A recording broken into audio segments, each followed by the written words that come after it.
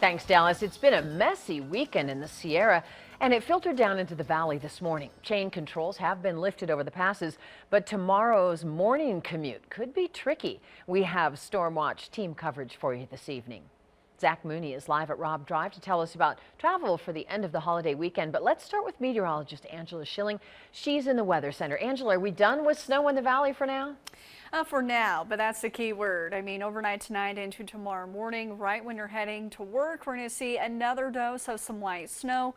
Very similar snow totals to what we saw today in the Truckee Meadows. So that's basically going to be around 1 inch, if not a little bit less than that.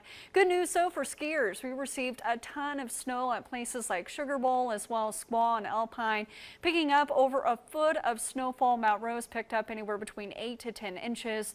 As far as into Reno, Carson City basically got anywhere between 1 to 2. Since then, though, we have dried out, but we are seeing more cloud cover move in from the northwest, basically some thick high-level cloud cover moving in. And in advance of this system, we're also going to be seeing some gusty winds overnight tonight into tomorrow morning. There is a lake wind advisory in place for Lake Tahoe as well as into Lovelock and Fallon. And so that is basically for overnight tonight into tomorrow.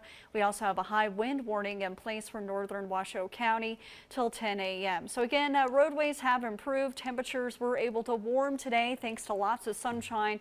40 degrees currently in Reno, 29 though, and below freezing in South Lake. If you do want to burn, the burn code is green. Now, as far as the day planner for Monday, it's a Monday morning commute. It will be on the slick side. It doesn't take much snow to make the roadways treacherous, and that will be the case for Monday morning. But what about the latter half of the week? The details coming up here in just a few minutes. Thanks, Angela. Let's check in now with Zach Mooney to see what it looks like for drivers outside right now. Zach, how's it in northwest Reno? Well, Jen, it's a night and day difference out here, and pun fully intended. Now, as you can see, the night commute is nice and clear. The roads are clear. Traffic's moving smoothly. The roads are pretty dry here, whereas the day they were wet and traffic was backed up. Now, according to AAA, this is the busiest Thanksgiving for travel since 2007. Nearly 90% of people that are traveling are driving. So while today's focus was on the holiday commute, tonight's focus is actually going to be on the morning commute. Stop right there. We met Carl on his way home after the holiday, chaining up for the drive over the Donner Pass. Heading from Denver home to Stockton, he says the holiday commute just takes some patience. And as a professional truck driver, he's used to chains. Good job. But not everyone is as experienced with winter driving. We figured that since everyone else was pulling over, we might just want to be safe and just put the chains on. Chloe Squires and her husband are headed back to the Bay Area after Thanksgiving in Idaho. While this is their first experience with chains, they say the drive across Nevada went pretty well. Meanwhile, Reno police had a busy morning. The roads were slick. There were cars that had spun out all over the roads. Along with NHP, Reno police responded to at least a dozen accidents this morning, including this one where the driver slid into a traffic pole at the corner of 7th and McCarran. Fortunately, he walked away with minor injuries. And with a sunny Sunday, expect more of this Monday.